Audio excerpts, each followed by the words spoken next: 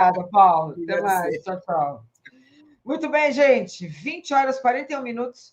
E agora sim vou trazer o queridíssimo Alfredo Atier. Boa noite, Atier. Seja bem-vindo. A gente não tem sossego nunca, né? Nem numa segunda-feira, né, Atier?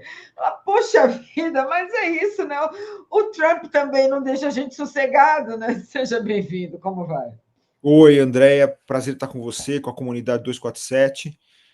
André, a gente vive de sustos, né? Desde que esse assalto da extrema-direita surgiu, né? É um dia atrás do outro, ou com provocação, ou com susto, sempre más notícias. É difícil.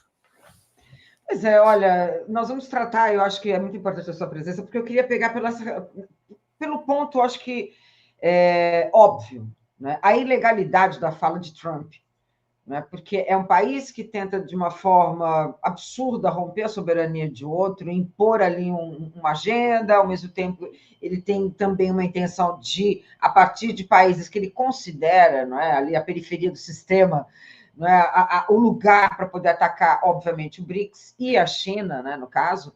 Mas, de qualquer maneira, Atia, como é que você vê esse tipo de ação cada vez mais recorrente? Tanto que teve uma vez eu trouxe aqui um convidado e o cara falou assim: olha, a coisa é tão complicada que quando ele chama para ir lá no salão, lembra? Presidente, é melhor não ir, porque passa por constrangimento também, né? Então é uma loucura. Seja bem-vinda contigo. Bom, Andréia, tem desses dois lados, né? Primeiro, esse lado, digamos assim, pessoal, né? De alguém que revelou, desde da primeiro mandato dele, ele revelou vários problemas, né? Tanto é que houve até publicações lá nos Estados Unidos de médicos, psicanalistas, psiquiatras, tentando indagar, né, se havia ali alguma origem em tudo aquilo e em problemas de ordem psíquica, né? E isso você vê, a gente se refletiu até aqui no Brasil, né, na postura do Bolsonaro, né? A gente mesmo contestou isso, né, assim, de uma maneira bastante séria perante o Supremo. Esse é um lado, né? Esse é um lado pessoal, né? Mas o outro lado que eu acho assim que é o mais inquietante é que, na verdade, aí você tem duas ordens no mundo que estão aí em conflito, né? Você tem essa ordem que ela tenta acabar com todo o aparato jurídico, né, digamos assim, toda a construção jurídica, desde a Segunda Guerra Mundial, com a ONU e todos os organismos internacionais, regionais, as ordens regionais, essa construção, digamos assim, de laços muito fortes, né, entre os países, compromissos fortes entre os países, de um ponto de vista multilateral, né, quer dizer, de um ponto de vista de participação de muitos países, não apenas de um ou outro, não é, hegemonia de um ou outro país, isso tudo foi mais ou menos costurado e chegou, digamos assim, a um bom termo, quer dizer, encontrou bons caminhos, não é, no mundo. E agora, né, quer dizer, a extrema-direita, e nesse aspecto, quer dizer, a voz do presidente norte-americano é essa voz, né? Ela tenta exatamente minar essa construção. A partir da pregação de que o melhor para o mundo são acordos bilaterais, mas isso é entre aspas, porque na verdade são a estipulação de determinações por parte de um país hegemônico, né? De fato, é incontestável que os Estados Unidos têm a economia mais forte do mundo, tem o poderio militar mais forte do mundo, isso é incontestável. Mas os outros países se unirem, se forjarem mecanismos, né, de parcerias, se buscarem união em vários aspectos, né, eles conseguem se equiparar à força norte-americana, à velha força europeia, né, que hoje em dia já está mais do que contestada, mas de qualquer forma existe essa possibilidade. E aí o que está em jogo, né, nessa manifestação do presidente norte-americano é exatamente isso, quer dizer, ele vai elogiar, claro, uma pessoa, não por causa das suas qualidades, mas porque essa pessoa, quando exerceu a presidência da República, ele se colocou como subserviente aos Estados Unidos, né?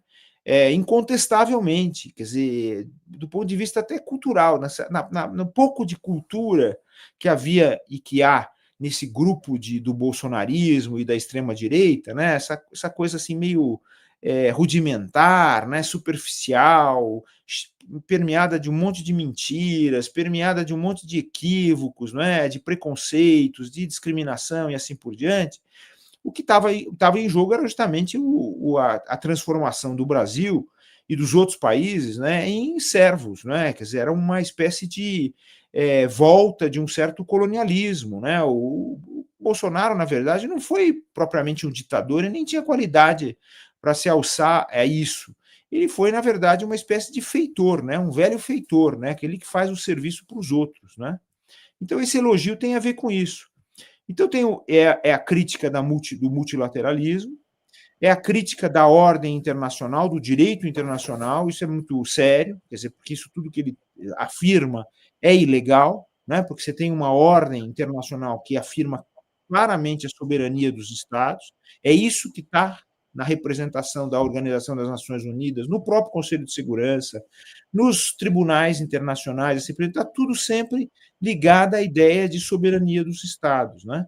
E é isso que essa pregação, digamos assim, da extrema-direita quer acabar, né? Eles não respeitam lei alguma, isso é evidente, né? Isso tanto dentro dos países como o direito internacional, e eles se colocam apenas e tão somente como representantes de um empresariado internacional pequeno, de uma oligarquia internacional pequena, que quer acabar com todas as barreiras possíveis para poder explorar não apenas os países, as suas riquezas naturais, as suas riquezas energéticas, mas diretamente o seu povo, né? Você vê, por exemplo, dos mecanismos que criaram para acabar com as garantias do direito do trabalho, direito de previdência, trabalhos para os jovens, as esperanças para os jovens, quer dizer, tudo isso foi criado dentro desse espírito, né? Então, esse é o ataque que é feito, né, de uma forma. Você vê que até a forma do ataque, André, é sintomática, né? Ela demonstra claramente isso tudo, porque ela não é feita como uma mensagem do Estado americano, ela é colocada num post de uma rede social, né? Você vê que é uma coisa totalmente subversiva, né, no final das contas. Exato. E que se tornou uma característica da governança Trump. O Trump resolve as suas questões nas redes sociais. E, obviamente, isso é um problema, porque você fica nessa. Né? Primeiro, porque o embate direto é midiático. Ele quer criar ali uma tensão. Por outro lado, você vê a falta, né, de ter ali um projeto de governabilidade, porque você vê que não tem, né? Tem essa coisa muito do. Né, parece que é muito amadorismo, apesar de ter método nesse amadorismo, mas parece que as coisas são resolvidas assim de uma forma muito. De forma repentina mesmo. Mas a grande questão que a gente começa a pensar também, e o Beraldi até colocou aqui, né, que hoje o Lula foi. Como é que ele falou, gente? Cada país que se. Como que é? Lembrando que o Trump ele falou que é o Mick Jagger, né? Perdeu no candidato do Canadá, a Austrália que o apoiou, e o Lula que falou que efetivamente cada um que se meta com o seu país, né? Então, por favor, não vá resolver e se meter com a soberania de outros países. No entanto, a gente tem uma eleição ano que vem. E ele começou a dar o tom quando ele pede para deixar o Bolsonaro em paz e quando ele sugere, né? De alguma forma assim, vem uma sugestão de que o povo poderia resolver isso. E a gente tem que pensar que o ano que vem vai ser, né? Levando em consideração algoritmo, big techs, etc. Você vê que o Brasil pode ser o grande, né, foco dos Estados Unidos, pelo menos no que diz respeito ao Trump, como uma forma de dominar aqui a América do Sul? Porque é importante, né? Corretíssimo, Andréia. O Brasil é justamente o foco, o alvo dos ataques da extrema-direita, né? O Brasil é um país extremamente importante, né? Isso a gente não pode esquecer.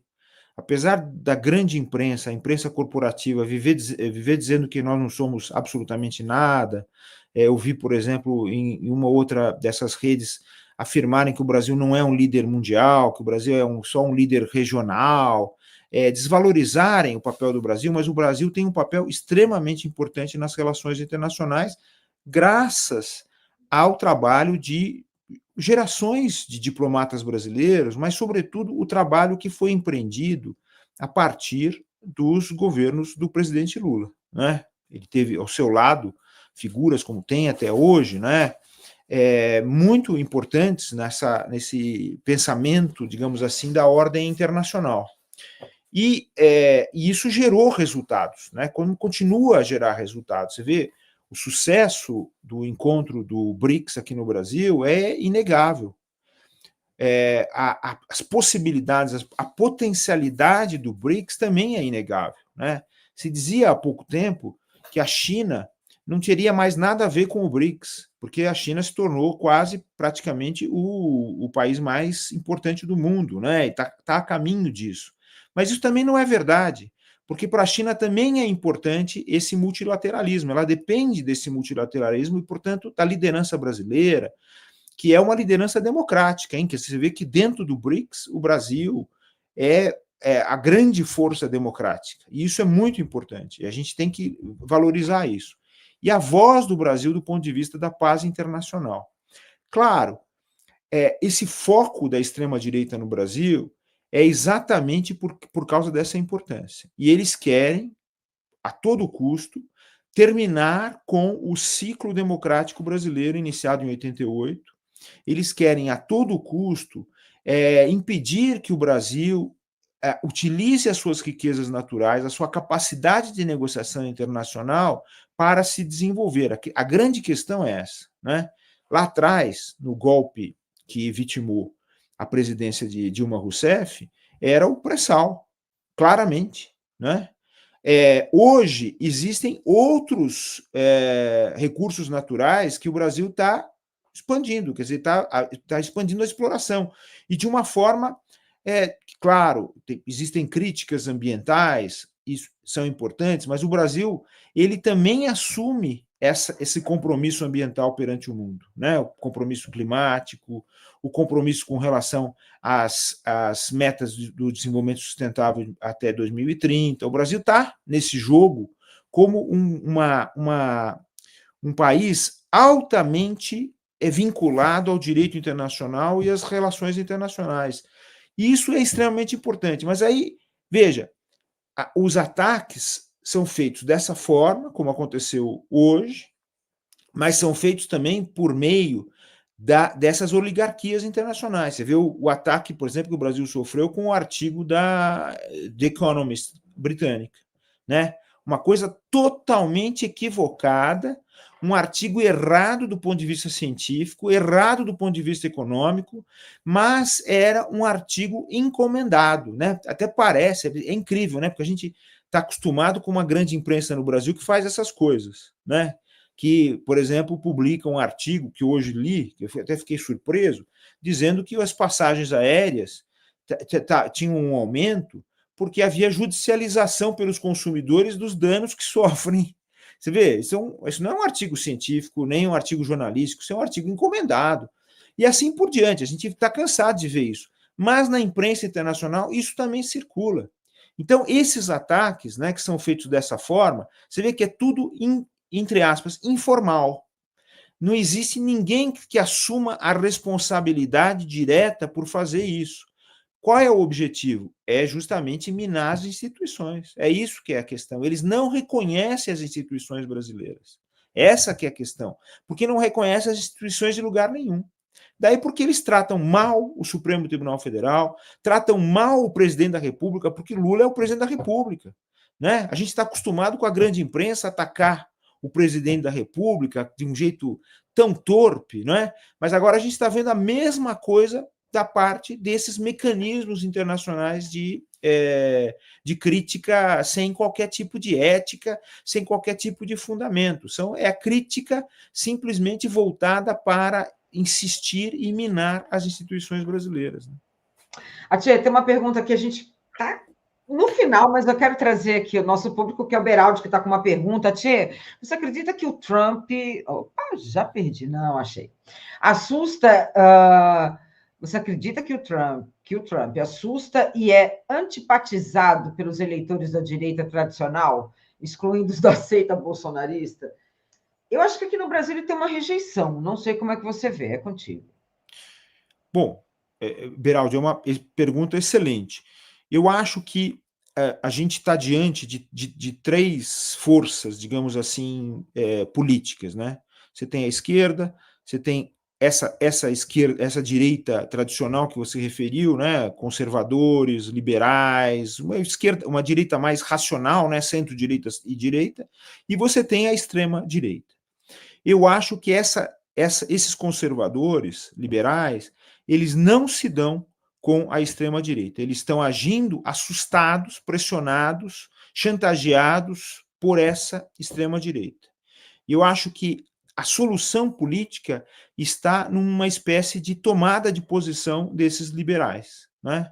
A gente pode discordar do pensamento deles, pode discordar dos conservadores, mas se eles assumirem aquilo que é o projeto, porque veja, nesse projeto internacional que nasceu em 1945, né, tem muito do projeto conservador e liberal, é de restauração da ordem burguesa e liberal.